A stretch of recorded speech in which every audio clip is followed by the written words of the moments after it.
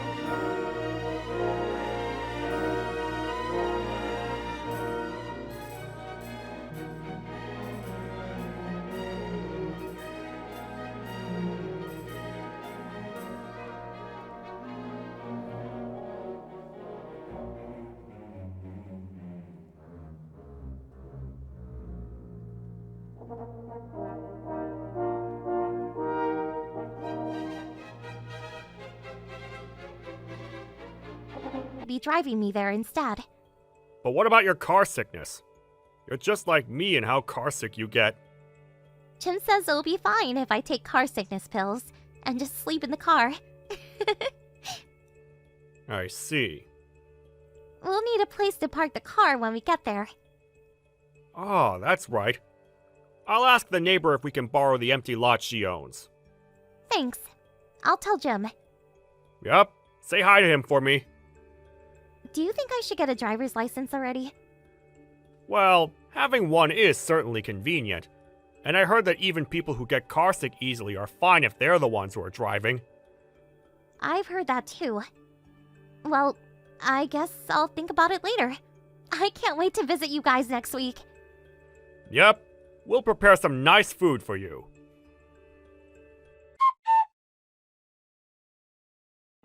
Taylor, it's Dad. Today's the day you'll be visiting, right? It's already 1 hour past the time you said you would arrive. Did something happen?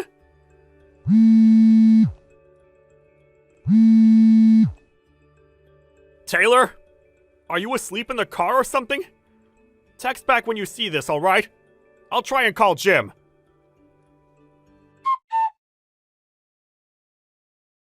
Hi, Jim. Can you talk now? Just send a reply if you notice my texts if you're driving, okay?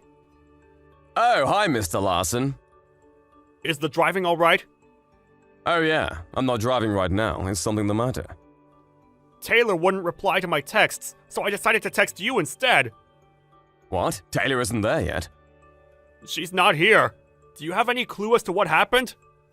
No, I drove her to the station and then we parted. The station? But she told me she'd be coming by car. You were supposed to drive her here, right? Since she doesn't have her own driver's license? Oh, that's what this is about. Urgent business suddenly came up, so I had to use the car. I told her to just use the train. I'm sorry I didn't notice. I thought Taylor already told you. Oh, I understand. Well, tell me if you hear anything from her. I'll tell you if she texts me anything. Alright, got it. Jim! I found out where Taylor is! She got into an accident at A City and was brought to the hospital by ambulance. I'm going to head there right away.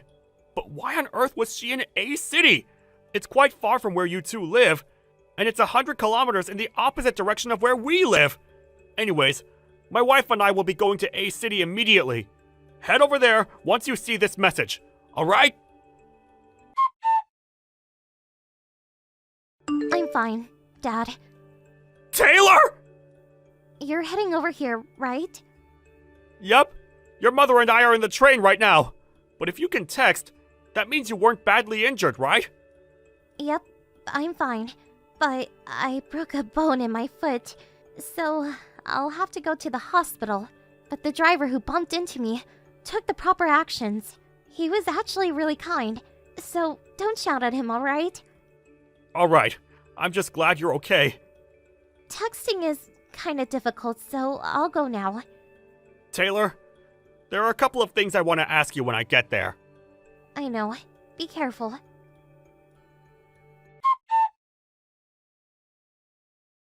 Jim, you haven't been replying to my texts. What's the matter? Oh, hello, Mr. Larson. I'm sorry, I dropped my phone into some water, so I took out the battery and let it dry. Did you hear anything from Taylor? You've got some nerve talking like that after what you did. Mr. Larson, why are you mad suddenly? You're cheating on my daughter with someone else right now, right? What? You pretended to have urgent business you suddenly needed to attend to, but you were actually planning on going on vacation with this other woman, right? Huh? What made you think that? You knew that Taylor gets easily carsick, so you had her sleep as soon as she entered the car. You took advantage of this and drove all the way to A City, where you stranded her and picked up the woman you were cheating with. I see. So you know that much already, huh? I guess I screwed up. You admit to doing it? Well, I'm kind of forced to. Your daughter was kind of a bother, so I drove 100 kilometers to a city and threw her by the sidewalk. You found out faster than I expected you would, but I already took her money, and there's no way she's going to be walking home. I won't forgive this! Calm down, old man!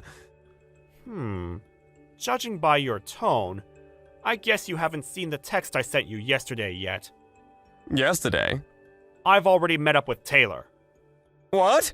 How? How'd you know where she was? I took all of her means of... Communication, right? What? No. It seems that we were really lucky. The phone you smashed was an old smartphone, with nothing on it. What? She got a new phone just the previous day, apparently. All the data was transferred to her new phone. So that's the phone I destroyed? Yup. Take a look at the texts I sent you yesterday. Then we'll talk.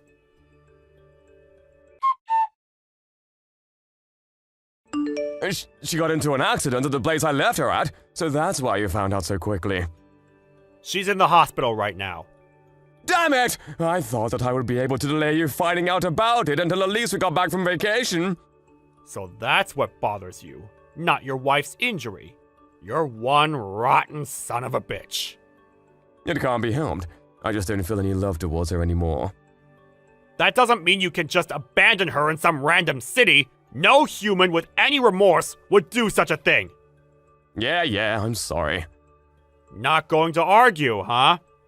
You don't even know where I am right now, do you?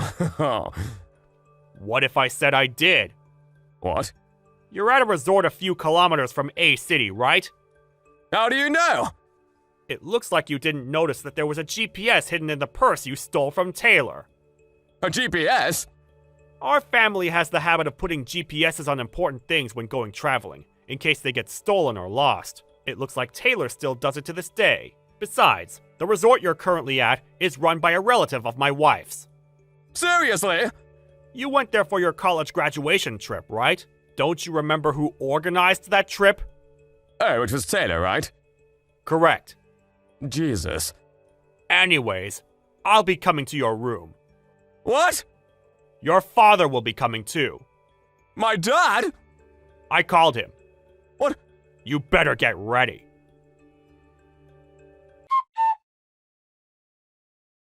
Damn it! My dad now monitors everything I do because of what you did! Don't you think you deserve it? Shut up! You guys want an alimony, right? Fine, I'll give it to you. My girlfriend's dad is the CEO of a huge company, so I don't care. A few $1,000s is nothing to him. You met this other woman, Alice, at college, right? Yeah, she's a daughter of a CEO. Apparently, that's all a lie. What? A lie? Taylor knew this Alice, but apparently, she was infamous among the other girls for telling all sorts of lies so guys would like her. What? But she always has a ton of money with her. It makes sense considering the job she has now. What job? It's the kind of job you wouldn't want to go around telling other people about. You know what I mean? She was forced to start it since she had a ton of debt. What debt? Which means you'll have to pay for the alimony we'll be asking of you by yourself. Wait a minute, I don't have that much money. Does that mean you spent all your money on this expensive vacation of yours? Please forgive me. I'm not the one you should be apologizing to. But Taylor doesn't seem to want to forgive you either, so it doesn't really matter. Our lawyer will be contacting you. Mr. Larson? Goodbye, you piece of shit.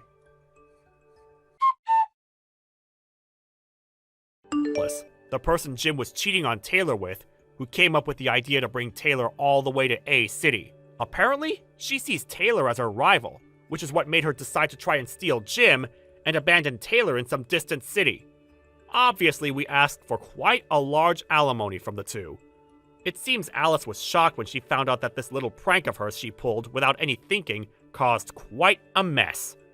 She accepted the alimony and the ban on approaching Taylor without arguing, and is now extremely busy with the extra work she's taken on. Jim, on the other hand, was thrown into work at a company an acquaintance of his father runs, and on top of that, has multiple part-time jobs. He's now being monitored 24/7 and is constantly working to pay off the debt. Hey, Lana. Long time no see. What's it been? 8 years? Allison? What do you want? What kind of greeting is that? Aren't you happy to hear from your dear little sister? What kind of greeting were you expecting from someone whose last words to you were, "Never contact me again"? Wow, somebody's grumpy today. Spit it out, Allison. What do you want? I don't have the time or patience to just chat with you. Okay, geez. Must be that time of the month. You have 30 seconds before I block your number. Ugh, this is exactly why men don't like you, Lana. 15 seconds. Your husband's name is Harry, right? Yeah? And? I remember him from your wedding. And at that time, I thought, if he's interested in you, he's probably not at all that great of a catch. So I didn't give him much thought. But about 6 months ago, I just so happened to see you walking together with him in the park. And when I saw him, wow, he's actually really, really hot. So the next day, I met up with him at a hotel. And we've been seeing each other 3 times a week ever since. I see. I figured that's what this was about. Wait, aren't you surprised? Our divorce was just finalized today. Apparently, he met the love of his life and needed to live his truth. So it was you, huh? I guess that makes sense. Oh, I guess I don't have to explain it then. That saves me a bunch of time, LMAO. It is what it is. I've already got a new place to live set up, and I'm gonna move my stuff in tomorrow morning. So if you're gonna move in with him, do it tomorrow afternoon. Roger that. Man, you don't have any luck, do you? I'm prettier than you, more charming than you. Our parents love me more than you. You must have known that. You left home right after graduating from high school. And now it's happening to you again. Harry chose me over you as his true love. So, now you're getting pushed out of another house where no one loves you. Don't worry, I'll take real good care of Harry for you.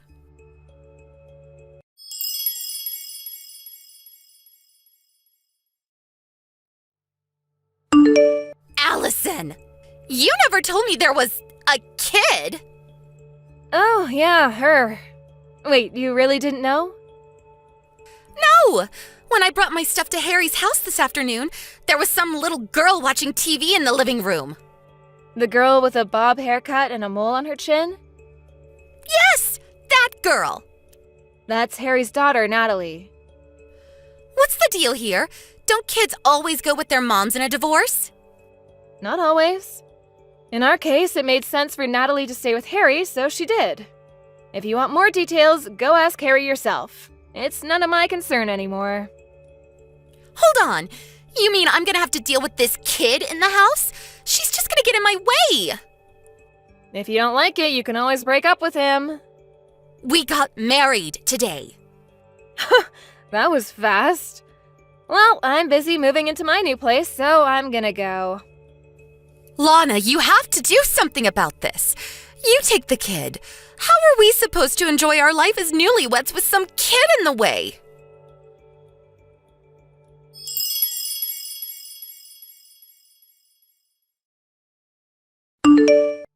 Lana, you have some explaining to do. What now, Allison?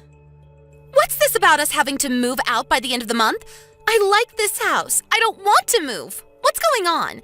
It's our second day married and there's been nothing but problems. Oh, you poor, poor thing. Stop mocking me and start giving me some answers. Ugh, Harry always was one to leave out the most important details. What do you mean? That house is actually employee housing owned by the company I work for. Really? I'm the employee, and I moved out. Did you think my company would just let him keep living there? There's a new manager starting next month who needs the house. This is the worst. Oh, and by the way, employees only have to pay 20% of the market rate for rent. Just so you don't get surprised when you see how much rent is due this month now that I'm gone. Great. I guess we'll just have to move into employee housing from Harry's company. Well, they don't have employee housing. They don't? So you'll just have to find an apartment and pay rent like the rest of us. How much is the rent going to be this month? We were paying $300 while I was there, so multiply that by 5. 1,500? Wow, I'm impressed, Allison. Did you do that math in your head? I don't know what kind of place you had in mind, but on just Harry's income, you're probably gonna have to settle for something a lot smaller than that house. No way! And you should probably have a talk with Harry and Natalie about how you're gonna handle your lowered standard of living. What do you mean? Just so you know, when we were going through the divorce settlement, it was decided that I would get all of our savings as compensation for his infidelity. So Harry's gonna be pretty hard up for money for the foreseeable future. No savings?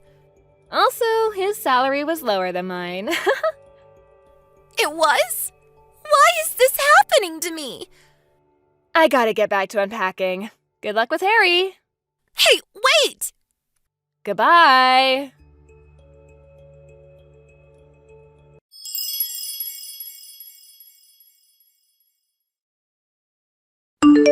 Hey, Lana, didn't you forget something? Something really important? Did I leave something behind in the house? No, not something, someone. What? Child support. Child support? You gotta pay child support for Natalie. She's your kid, so pay up. You'll be hearing from my lawyer soon enough. Let's see, $200,000 should be enough. I'm not paying a cent. Excuse me? Allison, I have no legal obligation to pay child support for Natalie. But you're her mother. Ugh, didn't Harry tell you anything? Tell me what? I don't believe this. First, go ask Harry about Natalie. This is something for him to explain, not me. Huh?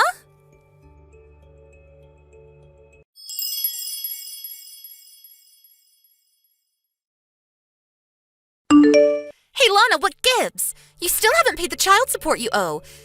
Don't you feel bad for abandoning your own child like this? You deadbeat mom, LOL. Ugh! Allison, I don't owe any child support. Harry says we should get as much as we can from you. He's on my side. So hurry up and wire the $200,000, deadbeat. Why don't you tell that to Natalie's mom?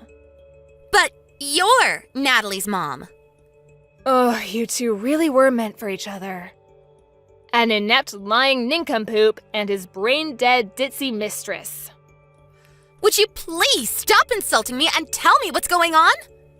Fine.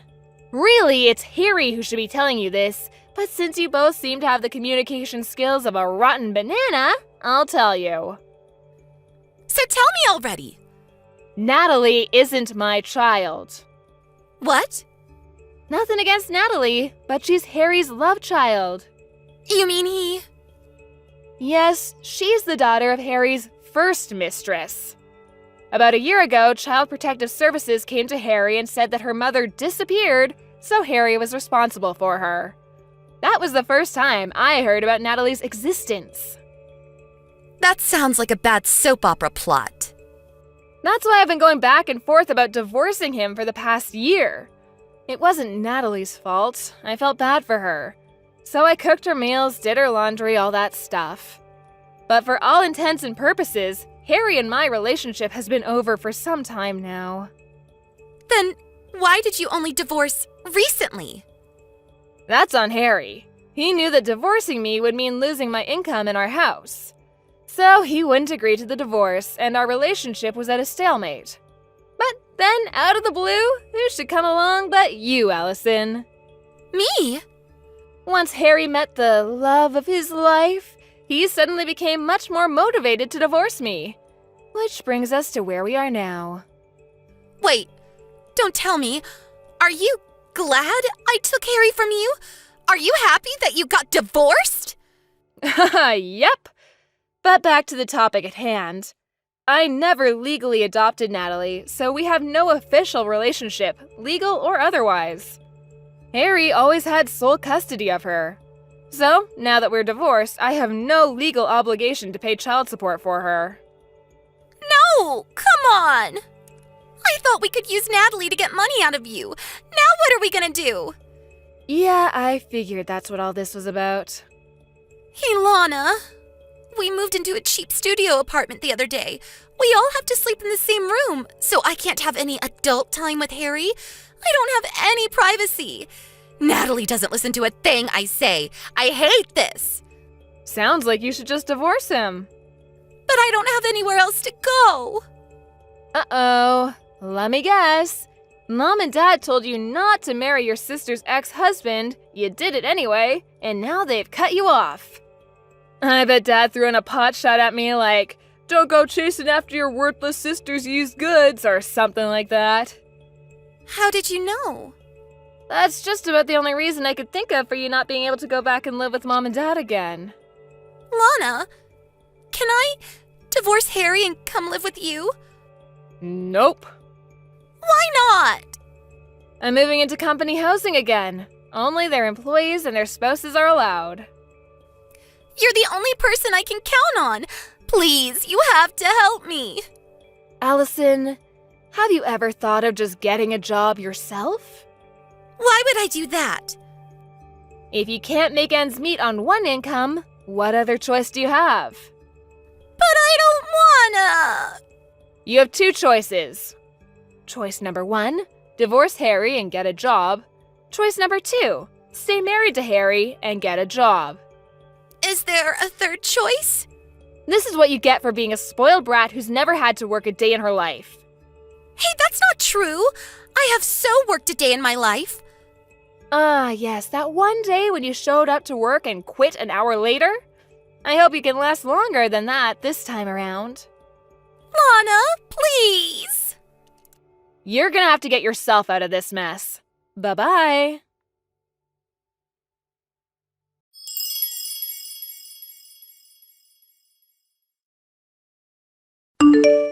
A few months after my divorce, my parents called me for the first time in about 10 years. They graciously invited me to move back in with them and take care of them once they got too old to take care of themselves. I guess they were planning on having Allison take care of them, and they only asked me since she wasn't an option anymore. I said no and hung up.